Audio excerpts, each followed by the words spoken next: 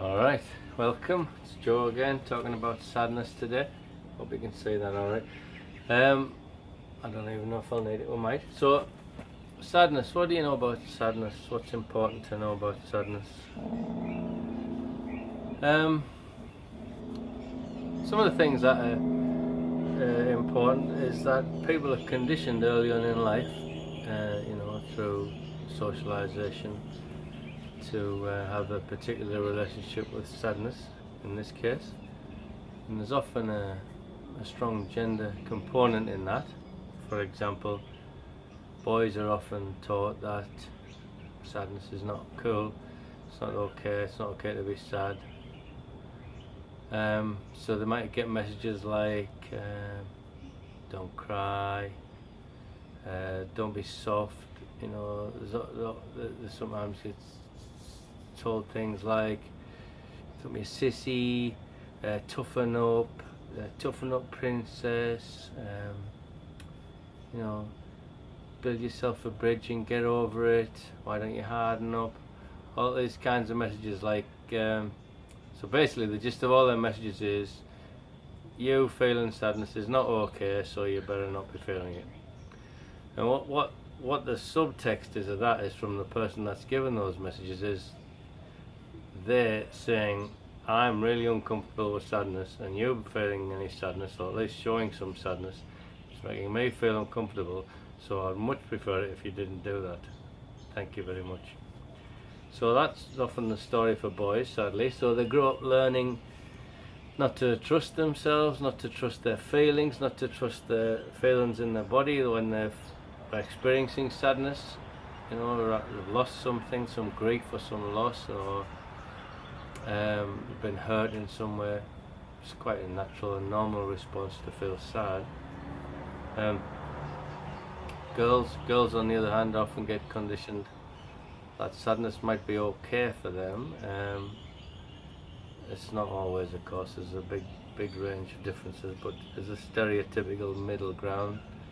Maybe sadness is more an acceptable emotion to be seen in a girl than a boy. So a girl might know that that's okay to show sadness, but in fact they might be feeling angry, but no, for them, they talked about anger the other week, anger's not okay for them, so they have to do something else, because like we said before, all emotions just energy. It's just energy that needs to move, and it's not the energy moving that causes the problem, it's the stifling of the energy, it's the shutting down of it. Remember the demonstration with the volcano. You have a similar thing with sadness. If you suppress a volcano full of sadness long enough, you end up with less and less energy available. So the end result could be that you end up with all the symptoms of something like depression. Energy needs to move. So sometimes sadness as well, people, the more they stay away from sadness, it seems as well, they often report that they don't want to go near it, because if they started to cry, they might never stop.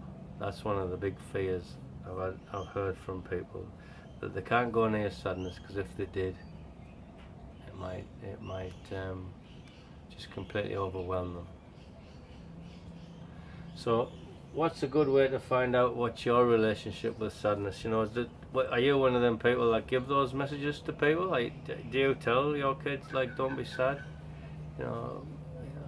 I've heard, and perhaps I've even been guilty of in the past, of saying things like don't be sad, or I'll give you something to be sad about. That's appalling when you think about that, isn't it? But maybe that'll ring some truths inside yourself. So what's your relationship with sadness, and how do you respond when someone close to you is feeling sadness? Do you feel that you want to comfort them, or do you want to just be with them, or do you want them to shut up and stop making you feel uncomfortable? If you're feeling sad, what do you do? Do you want to distract yourself? Do you want to go have a drink, or have a drug, or do some kind of addictive behaviour that's going to keep you away from the discomfort, like maybe even busyness or shopping. There's all manner of addictions, and addictions are just things that ways of coping to keep you away from what's really going on inside. Some are more socially acceptable than others, I suppose. So how do you cope? How do you cope, and how do your loved ones cope, and what's the impact? What's the impact on you? So some people never can access any sadness. It's like a great big chunk of their internal world shut down to them. They can't get anywhere near it. So they learn that it wasn't safe. So like in the learning of that, that's not safe. It's not safe to trust your feelings. So if you're a little kid and you've got someone who knows better, an adult, and when you're a little kid, an adult's like a god. If you've got an adult telling you that you mustn't be sad, or you're definitely not sad, even though you're pretty sure inside your body and inside your heart that you do feel sad, it creates a problem inside where you go, well, that doesn't make sense because this adult person seems to know better, so maybe I can't feel that, so maybe I shouldn't trust that. So next thing, you manage to shut that all down, and then you go, well, I better not feel sad because it makes these people uncomfortable. So what do? You go off, hide somewhere, you go and isolate yourself, or you get lost in some kind of not so healthy behaviour. Far easier and far healthier just to feel the sadness when it's there. Thanks to the motorbike just going up the street. Anyway, much healthier to feel the sadness, and even though it's incredibly uncomfortable, those ways you can do that for yourself. And what's really important is, what do you know about yourself? Like, so it's not so important how someone else does sadness. Someone else, might be able to access sadness seemingly quite easy and shed heaps of tears, but that's not what's about. What's about, like I said before, there's no good or bad emotion, just energy wanting to move. And some people can access sadness in different ways. Maybe you find yourself watching a particularly poignant piece in a movie and find yourself crying, and you're thinking to yourself, how did that happen? Sometimes a movie can kind of get in under the defences, or sometimes a song will remind you, or get you nostalgic, or remind you of some long lost love or something like that, and you can suddenly access some sadness. Musical minor chords are obviously very sad. There's heaps and heaps of sad songs. So what's a good way for you to access and be in a relationship with sadness? I'm sure there won't be many people who haven't experienced some kind of loss in their lives, so sadness is usually around loss and grief. Grief's like the big end of sadness, the pointy end, the end that might go on for a whole lifetime.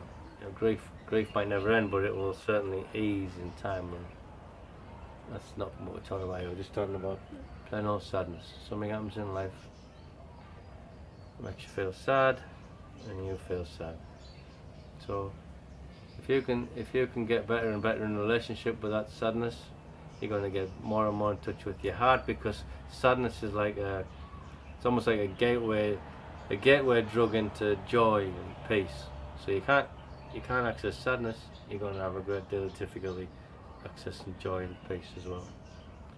So it might be uncomfortable and it might be painful, but it's certainly better than the opposite, feeling less and less and less and less. So sadness is a way of actually getting back into your body, getting in a relationship with yourself, and realizing that you're alive, and it's a good thing to be alive. Listening to the birds, the sunshine, kids playing over the street, so you can come back home to yourself.